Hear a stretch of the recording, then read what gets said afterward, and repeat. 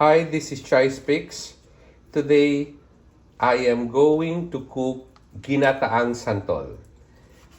Santol is a tropical fruit here in Southeast Asia, including the Philippines. And when we speak ginataan, it's cooked with coconut cream or coconut milk. I will be putting some pork in it. So I will share you when the santol will be peeled and sliced and how it will be cooked later on the ginataang santol. Now we are peeling the santol. We have only 4 santol fruits here just to try. We will only get the meat of the santol, not the seeds, okay? Because it may be very sour. From this, we will be cutting the santol fruit meat into small pieces, just like what we did with the meat. Now we have removed the seeds of the santol, and what is left is just the santol meat. After this, we will be slicing the santol meat into small pieces.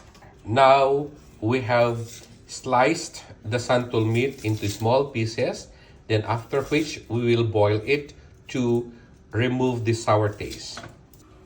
After cutting the santol meat, we are going to boil it until it becomes soft.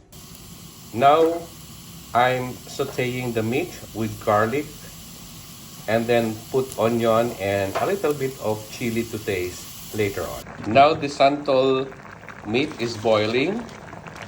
Probably 10 to 15 minutes before it becomes tender.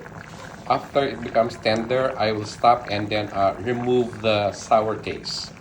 I am now sautéing the santol meat, the garlic, the meat, and the onions. And then later on, I will put the coconut milk. Now the coconut milk.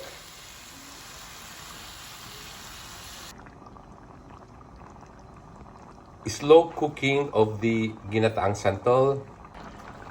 The ginataang santol is almost cooked.